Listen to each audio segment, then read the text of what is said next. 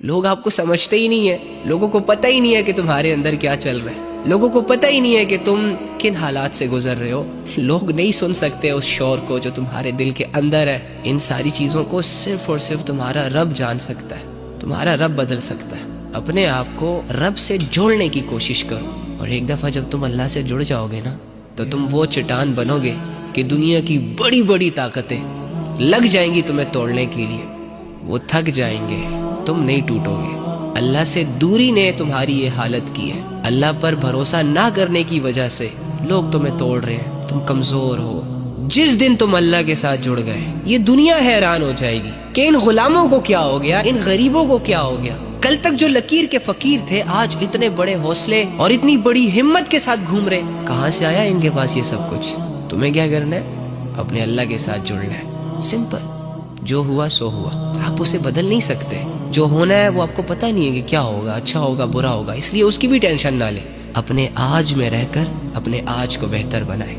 آج آپ کے پاس موقع ہے اپنے اللہ سے جڑنے کا، اپنی آخرت سنوارنے کا، اپنے گناہوں سے باہر آنے کا، اپنی غلطیوں کو سدھارنے کا۔ جو گناہ آپ نے کیے، جو بدعمالیاں آپ نے کی، جو بے حیائیاں آپ نے کی، جو اللہ کے احکامات آپ نے توڑے، انہوں نے آپ کو کیا فائدہ دیا؟ کچھ دیا؟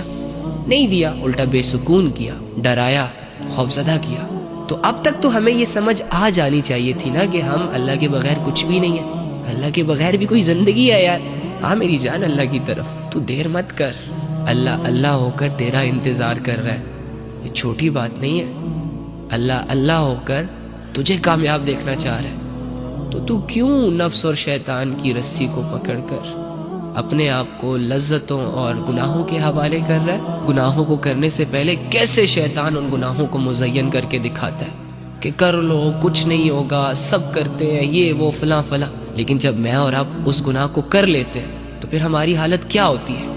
کتنا افسوس ہوتا ہے ہمیں، کتنا پریشان ہو جاتے ہیں ہم۔ تو مزید نفس اور شیطان کے ہاتھوں بے وقوف مت بنو، بس اس بات کا یقین کرو کہ تمہاری اصل قیمت اللہ کے پاس ہے۔ تمہاری ویلیوز تب بنیں گی جب تم اللہ سے جڑو گے۔